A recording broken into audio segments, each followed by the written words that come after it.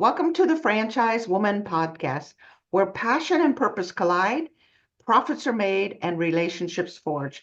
I'm Rebecca Monet, CEO and Chief Scientist at Zoracle Profiles. I'm here with my co-host, community advocate, speaker, author, and entrepreneur, Tracy Kawa. Tracy, our special guest, is actually back today because we had technical issues last week. So, Alejandra, we're so grateful you came back. Uh, Alejandra Font is the co-founder of the Camp Transformation Center.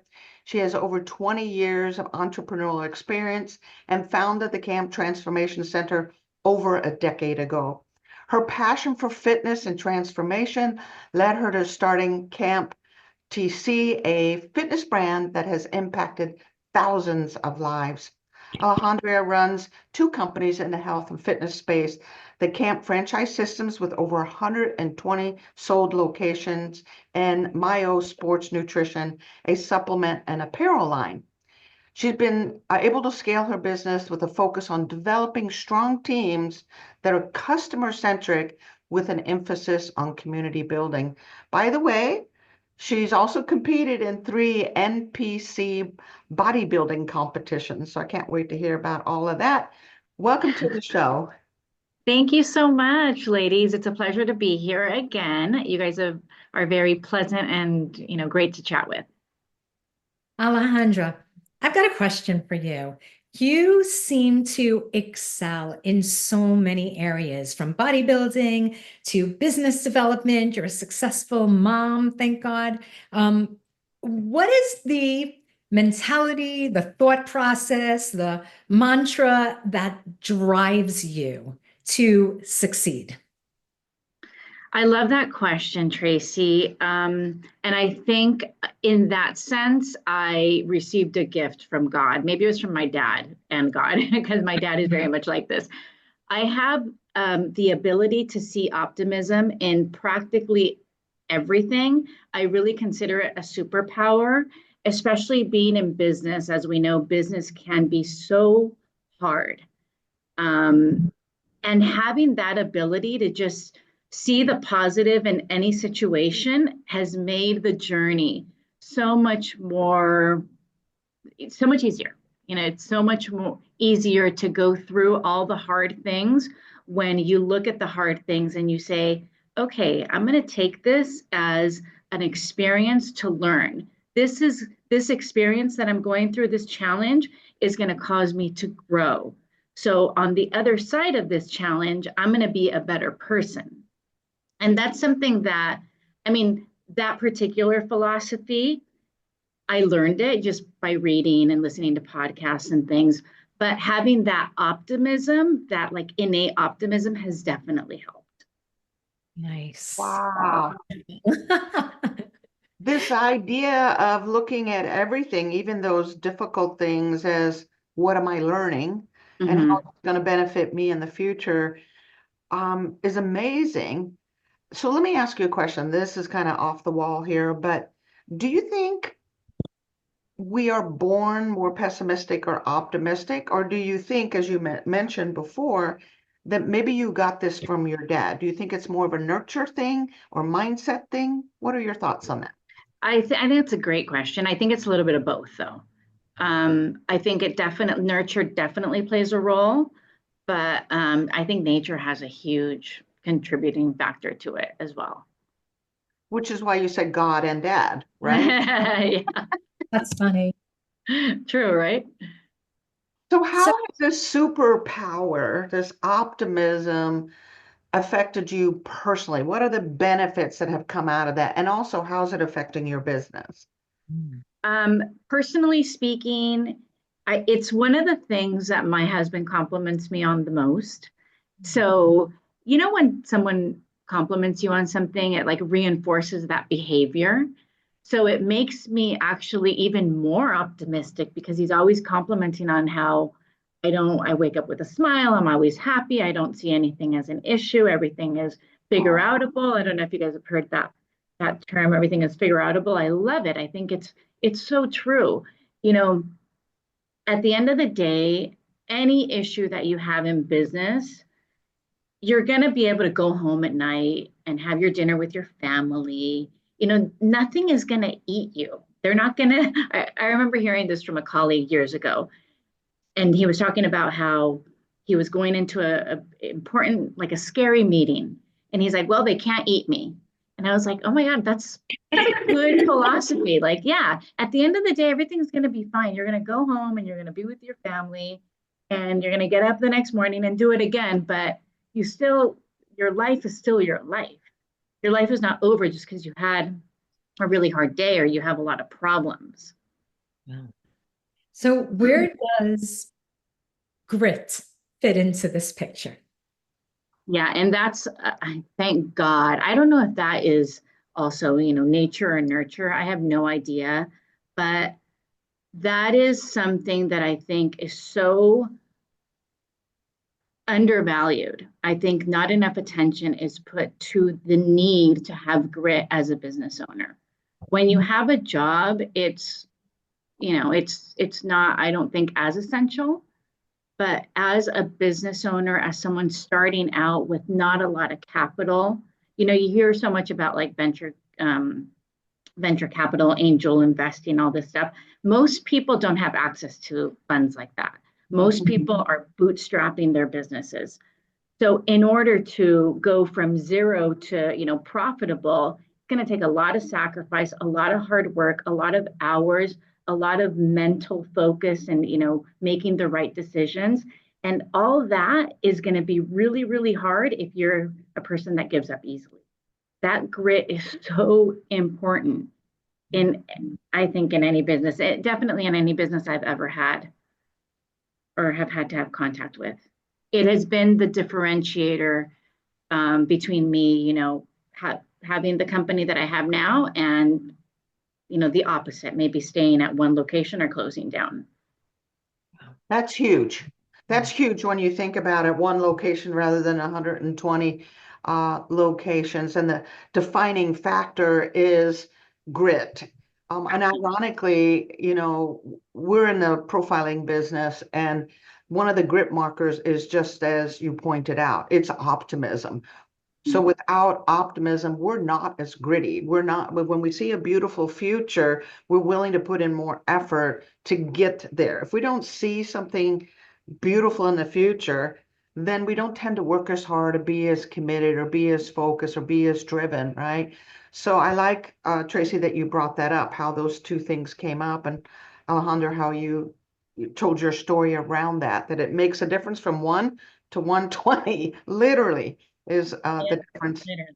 Like, I truly believe you can decide. It sounds hokey, I know, but I really believe you can decide your destiny. Like, you are capable of making things happen in order to get to that outcome you want. You just have to figure out, what kind of person do I need to become to get to that level, whatever that level is. And it's going to take a while, and it's not going to happen overnight.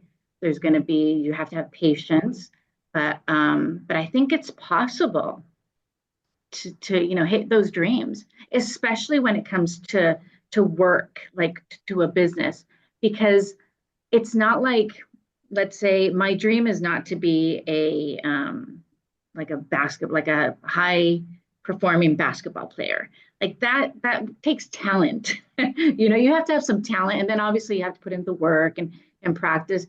My dream is just to be an iconic fitness brand. That just takes a lot of work. You don't have to, you got to make some smart decisions. You got to do a lot of right things, but a lot of it is just simple work, simple getting out there, doing the hard work. But not that it doesn't take a lot of brains. I don't want to make it seem like it's so easy, but it's not rocket science. Let's just put it that way. Can we talk about the iconic side of things that you just mentioned? So in 2010, you entered your first bodybuilding competition. Is it, excuse me, as I lose my voice. So tell us about the iconic part of that. Like, why did you enter that competition?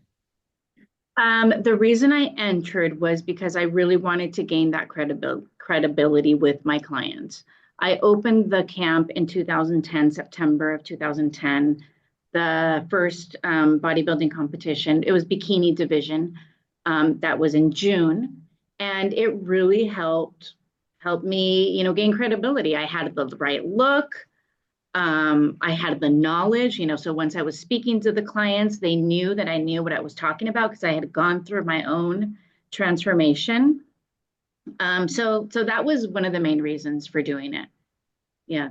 It strikes, it's so interesting to me because, think about somebody who's an accountant and they open up an accounting office. So in order to gain credibility, they're not like doing the best tax accounting for this one company in the world. Like what you have is more of a visual. Like here I am, I'm putting the visual proof behind the work that I'm doing. Right. Can you talk to that? And that's the advantage of fitness.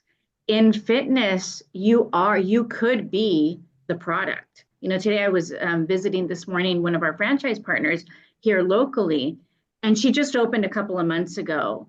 And we were talking about different things that she can do to help continue to grow her location. And that was one of the things. It's like, you look the part. You've been with us for 10 years, because she was actually an employee of ours for the previous 10 years, and then she just recently opened. So she has the experience, the knowledge, she looks the part. Like, you become the mini celebrity in your city, because you have all the credibility. You can't do that. You're a female of, mid 40s, perfect. Like, all your clients are just like you. Fabulous. Such an important part. I want to elaborate on this hard work idea. It seems today, especially with social media and things of that nature, that we're more into instant gratification. So tell me what you are noticing about people's ability to have that tenacity and that grit and willing to do whatever is necessary to get there. What are you noticing?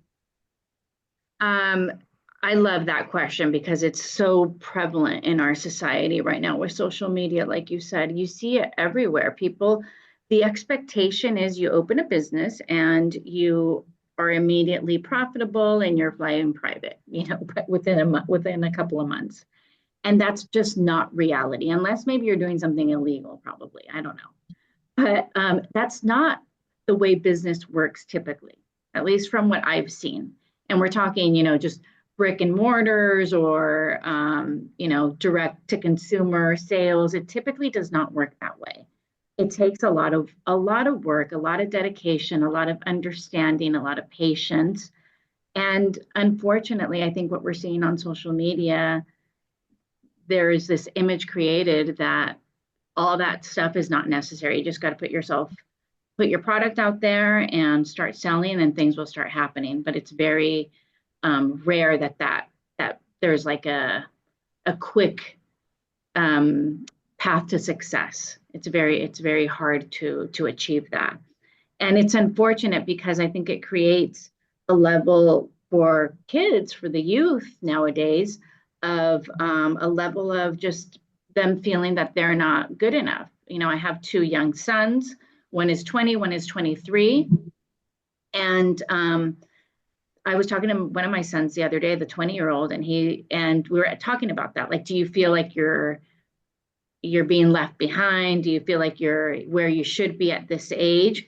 And he did mention how the effect of social media does play a role, although in the back of his head, he knows it's not realistic. And we talk about this type of thing a lot, but he sees how people could get kind of sucked into that, thinking that they are a loser maybe because at 25, they're not, at a certain level, when, Wow. we all know it's not reality. It's unfortunate. That's amazing. It's almost like the values of our society. Maybe not almost, maybe it is that the values of society have shifted. What do you think? Yeah, I think it's, that instant gratification, I think it leaves it doesn't give us the ability to like work harder. You just want it instantaneous, and if you don't get it, then you're going to quit. So it doesn't instill that hard work that you need to have success in anything, really. I think that's a really good point, because that instant gratification isn't just affecting that I want instant success, but even in family values, right? Where we have a hookup society rather than a commitment society that's Oh, about yeah. building families.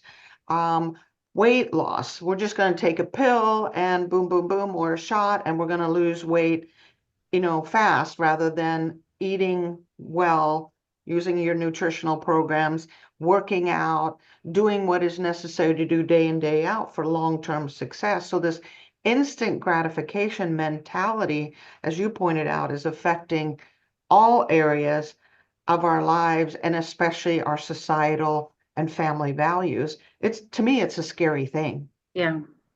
Right. Yeah, it's a good point. With dating, with everything, you just, people are going online and clicking, and that's great. I mean, I think if I was single, I probably wouldn't want to be going to bars or anything and doing that. I think I'd rather do it online. But everything is geared toward that instantaneous gratification. It could be really damaging, I think, just to our psyche, because life doesn't work that way, and then we're at a point where Wow. we're like, oh, we're not getting where we need to be. Yeah. I think that also combines with this idea of entitlement too, which is affecting our ability to For work sure. hard and have that kind of Mm. grit that somehow I'm entitled to this fast or more or better, but I'm not willing to put in that kind of effort to make that happen. Ouch. Where are we going as Absolutely. a Yeah. society, girls? Going on? What's going on? What's happening? Happening. So let's talk about your business. Tell us what sets you apart from other fitness concepts. What makes you unique, and how is it you've had such incredible success? Thank you. We have focused on weight loss from the very beginning. My husband was obese for like his entire life, basically. And so that was, and he had tried, many different things. He tried like Nutrisystem, the boxed meals. I don't know if you guys remember Oh those. yeah. He tried like shots, these different shots that he would get, and they had put him on like 500 calories um, a day. So all the gimmicky things. He had tried everything, and nothing seemed to work. And then when I got into fitness, and we decided let's open a boot camp, I knew that that's what the focus needed to be, because I knew that there was a void in the fitness space to for people that were dealing with obesity. We're dealing with, going on those yo-yo diets. There's a lack of knowledge. People don't understand what it is that they need to eat in order to maintain a healthy waistline for the rest of their life. So we knew that the fitness industry was just focused on the people that are into working out. Typically, you go to a gym and everyone is in pretty good shape. It looks like they know what they're doing. So we thought, let's figure out something that will help that person that is just like my husband, that has no clue what to do in the gym, that has no clue what to eat. That's such an important part of it. We really leaned into the nutrition aspect of it. And that's, I think, one of the reasons that one of the things that put us on the map, I would say, the 6-week challenge, the 20-pound 6-week challenge. We were one of the first, if not the first, to do it in the US. That helped us grow a ton. We had, the obesity level in this country is enormous. I think it's like 50% of the population. So there is a huge market for it. And that's what we leaned into. So a client of ours, a typical client, probably hasn't stepped foot into a gym in decades, has no idea what kind of food that they should be consuming, has no idea that, let's say, a granola bar is junk food. They think that's a healthy option. A granola bar, that's totally healthy. They have no idea, they don't understand that. So we take the responsibility on of guiding them through that, making them understand, because we want to make health and fitness a lifestyle, not a diet. Alejandra, do you think that obesity is nurture or nature? Do you think I it's think a healthy? lot of it is nurture. I think a ton of it. I mean, I don't even want to get political, but like with the whole situation right now, with so much going on about like what's in our food, I think we are consuming things that we should not be consuming. Do you think that you can set someone's fat genes, so to speak, when they're in utero? Like depending on what you eat, what the money. I think there definitely is. There are some people that have a tendency to gain weight, and there are some people that can eat anything and they're like, a stick figure, right? You definitely have that. But in general, if you reduce your calories and if you eat the proper calories, you're not going to be overweight. You're not going to be obese by eating chicken breast and vegetables and, whole food. It would be very hard to become overweight eating that way. And that's one of the biggest problems, that we are consuming things that are not meant to be consumed. Yeah. And with the GMO and the pesticides, we're adding all kinds of toxins and not real food. Right. The seed oil, inflammation, the sodas with the sucralose and all the junk that's in there. It's terrible. You look at pictures from folks in the 60s as an example. It's rare you saw an overweight person. Today, our food is not the same, and we have to pay attention. We really do have to pay attention to what we're doing. And we're not as physically active as we once were. We're not doing the physical labor and being outside like we were. We're at desks, we're sedentary. I'm speaking about myself. So it's just different. It's just different. So tell us a story of someone that walked into the Camp Transformation Center and said, "Fix me. I'm chubby. I'm slothful. I'm eating too much. I am fatigued." Tell us a story about someone in the transformation they went through. Well, I have tons of stories. We have even a 200-pound club, imagine. We have people that have lost tremendous amounts of weight. But I think the most gratifying stories are the ones of the people that get off their medication due to simply working out and eating properly. And you see this change within 3 months. It's amazing how quickly the human body, takes on these great habits and responds so well, so positively. So those are the stories that it's like, wow, I'm off my diabetes medication. I don't have to take my cholesterol medication. Those are like ongoing, all these different medications that people have been on, that they are able to leave them. Also, fertility. We've seen a lot of cases where people are now able to have a baby because they've dropped the weight and they've gotten healthy. Whereas the doctor had told them, you need to take XYZ medication in order to have a baby. It's like they took the healthy route and they ended up, all the levels of all the blood work went down and they're now able to conceive. So those are truly life-changing. Of course, also when you lose a ton of weight, your confidence is through the roof. So there's those stories as well. It's never a bad idea to get healthy,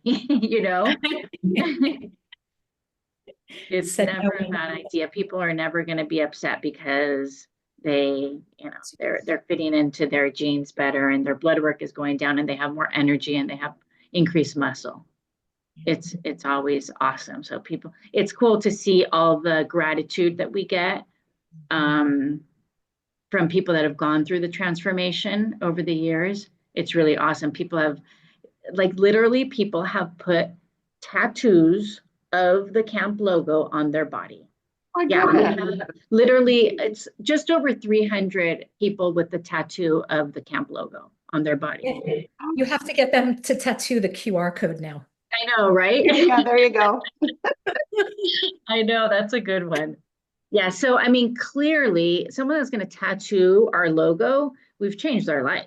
We've completely transformed their life. It's Incredible. like it doesn't get more impactful than that.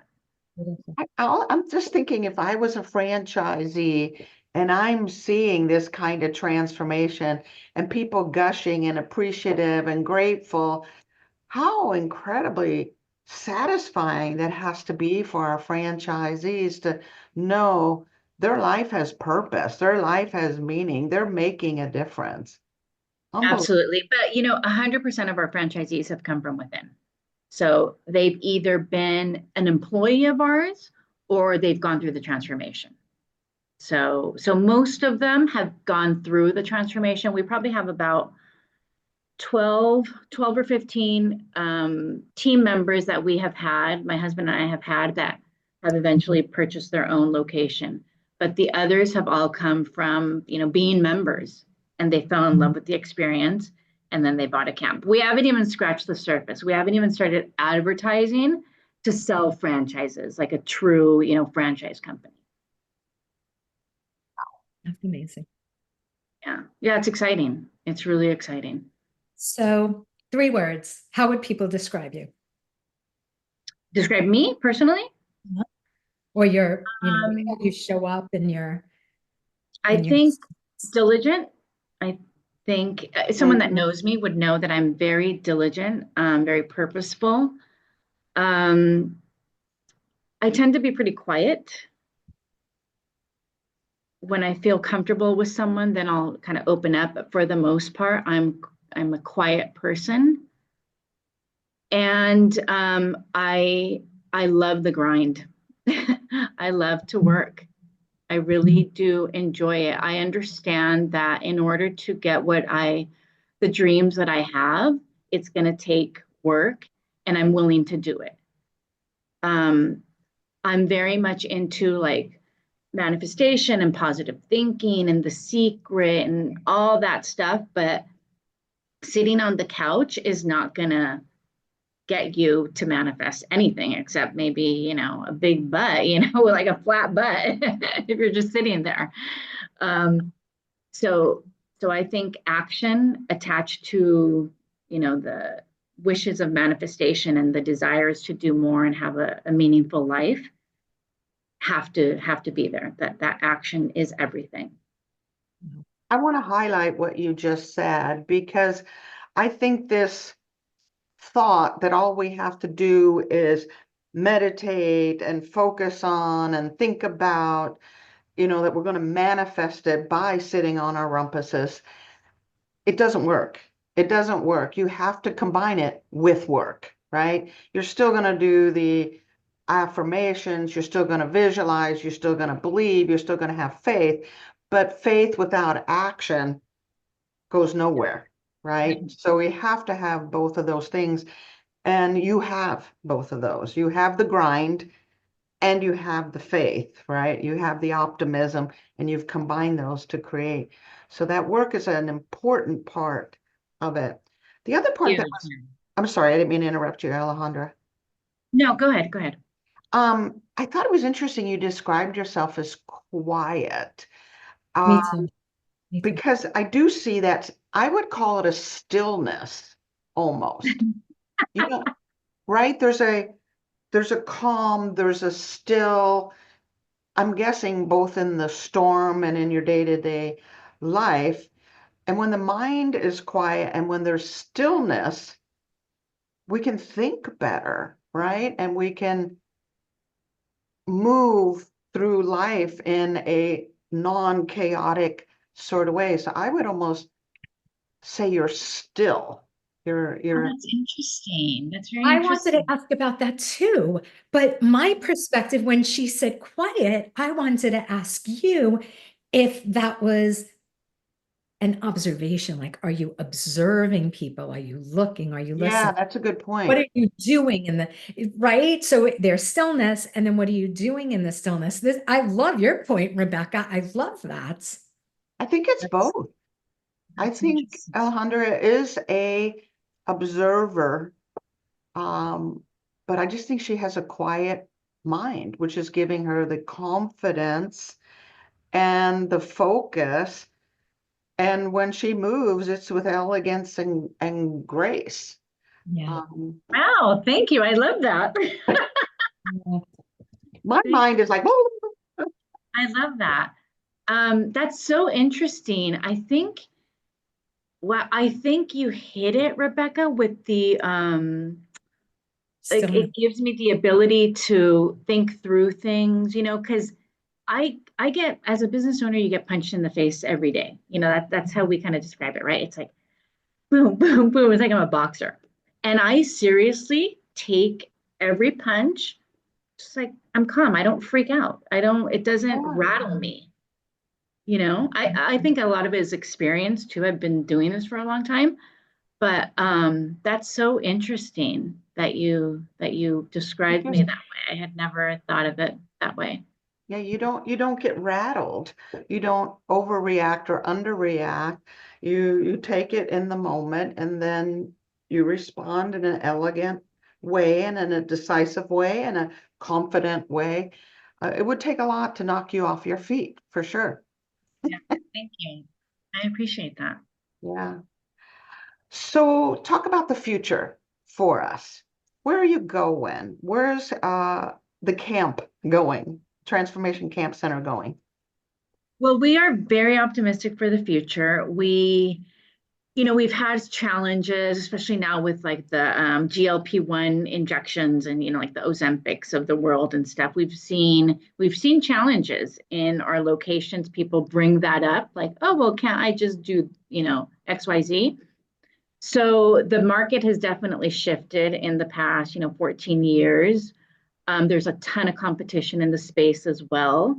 So we realize with increased competition, with things getting harder, we have to become better if we're gonna survive and thrive. So it's really cool because whereas in the beginning, like when we started the challenge, we opened the camp in 2010.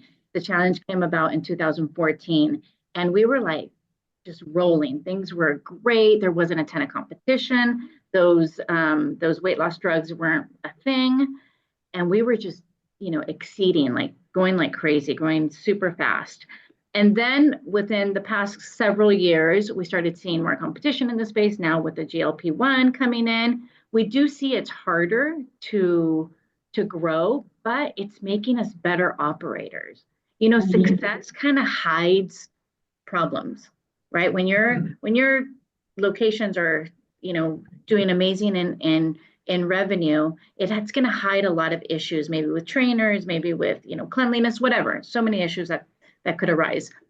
Um, but when you realize, like, okay, I need to get better at my operations in order to compete, you become better. You become a better operator. You can become a better business person. So I'm excited about the future because of that. Like now we have kind of honed in, and we're every day we're becoming better and better operators. We're training our franchise partners to be better. You can't fake ownership anymore. It's like you have to be a real business person, understand business, understand how to lead people. It's a huge part of the business. It's not just that you're going to run a gym and be, an owner operator, kind of mom and pop location. You need to understand how to lead a group of people that have that same vision that you have to make your Mhm. the best in your particular area. So it's exciting, the opportunity to impact people not only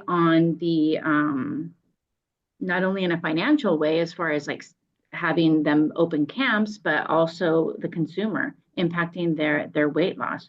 We know a there's a huge market out there that still needs our help. Our intention is to practice responsible franchising.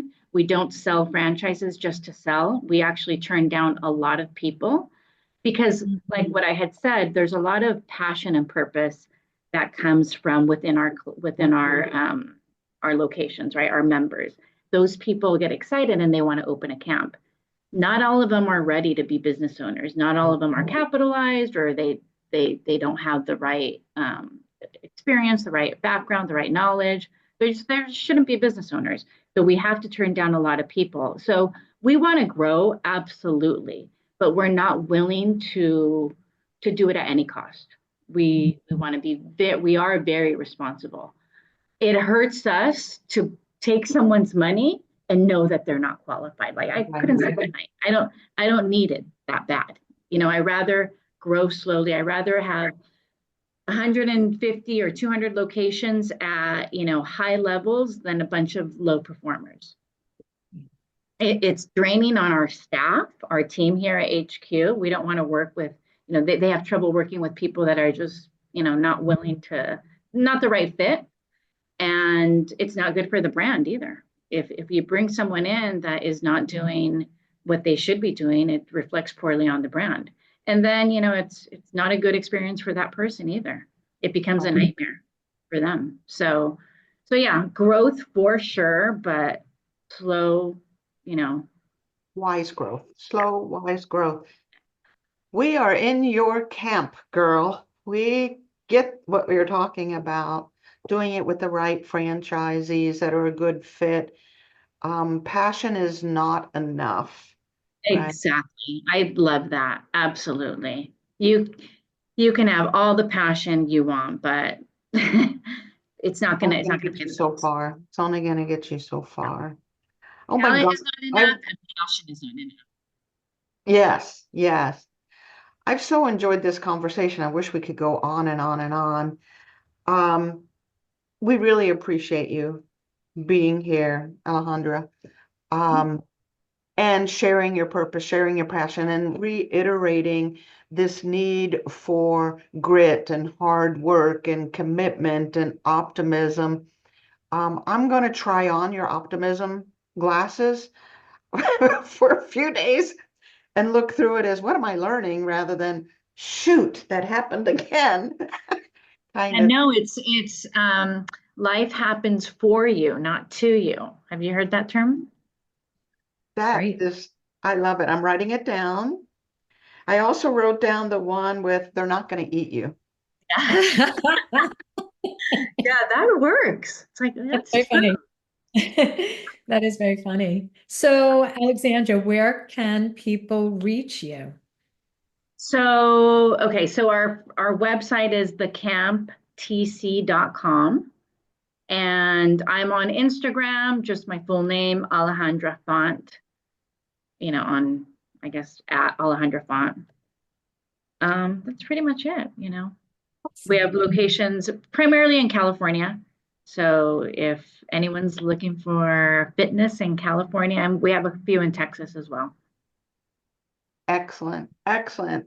Thank you again for being here. Tracy, I'm going to see if you have any final words because I've been talking over you the whole session. No, you haven't been. No, you haven't been. You've been great, as always. No, so Rebecca and Alejandra, you know what my takeaways are? Two different things that you said, Alejandra. One is that everything is figure outable. I love that phrase. I love that saying. And the optimism behind it shows through it. Mm-hmm. And then the other part is grit is undervalued. And it's really interesting because we throw out the word grit, like grit. It's to the point that we throw it out so often that I picture the grits that we eat, right? Because we never had grits in New York, by the way. It was only when I came down south and they're like, oh, eggs and grits. And I'm like, what's a grit? But other than that, right, the importance of grit, and everybody talks about the importance of grit, but nobody ever phrases it the way you phrased it, which is that grit is undervalued. Mm-hmm. And then that makes me anyway, look at grit in a whole different light. So I appreciate you, and I appreciate the philosophies that you shared with us, because I think they come from a very humility filled, humble, integrity-driven, optimistic place. Oh, thank you. Thank you guys both. It's been an absolute pleasure. I really, really enjoyed the conversation. I love to talk about all this type of stuff, you know. The how we started is like kind of like, oh, whatever, we started the camp. But this stuff is really, I think, what makes life better and fun, and what makes work something that you want to get involved with. If it's all negative and you see challenges like, oh my God, it's gonna eat me. It's no fun. Right? So I've really, I'm going really to put a Post-it note on my screen here. No one's going to eat you. Do it. They're not going to eat you. Thanks again. Really appreciate you being here, Alejandra. And Tracy, of course, you too. Appreciate you each time you join us. And to those of you joining us as listeners, come back, comment, share this video, and we'll see you next week on another episode of the Franchise Woman Podcast, where passion and purpose collide, profits are made, and relationships forged. Thank you, ladies. Bye-bye. Thank you.